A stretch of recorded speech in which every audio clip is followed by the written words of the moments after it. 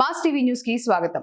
సత్యసాయి జిల్లా పెనుగొండ నియోజకవర్గం గోరంట్ల మండలం మల్లాపల్లి పంచాయతీ బూగానిపల్లి గ్రామంలో ఆదివారం సెలవు దినం కావున పిల్లలందరూ ఆటలాడుకుంటున్న సమయంలో అంగన్వాడీ ఆయా శోభ, టీచర్ సురేఖ ఇద్దరు కలిసి ఒక చిన్న పిల్లాడికి 100 రూపాయలు డబ్బులు ఇచ్చి అంగన్వాడీ చుట్టూ గడ్డి చెక్కమని చెప్పిన వైనం. చిన్న పిల్లలతో పని చేయించడం ఎంతవరకు సమంజసమంటూ గ్రామస్తులు వాపోతున్నారు. దీనిపైన జిల్లా అధికారులు స్పందించాలంటూ పలువురు విమర్శలు.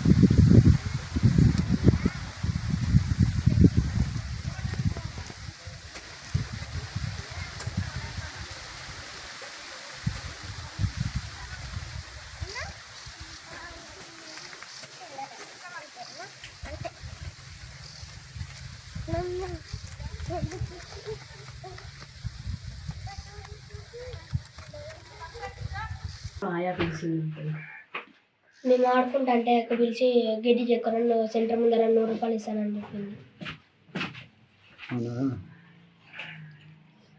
ఆయిల్ కానీ ఆయిల్ ఎండ కనుకోదా, ఎండకు ఆయిల్ చిక్క కనుకోదా, చెక్కు.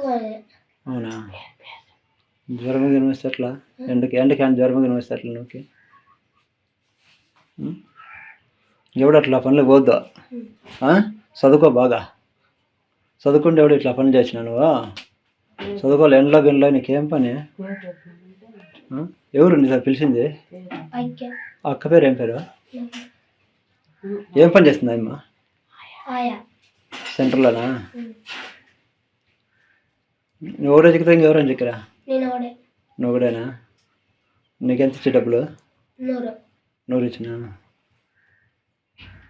ఎవడు అట్లా పని చేయొద్దు. చదువుకోవాలా.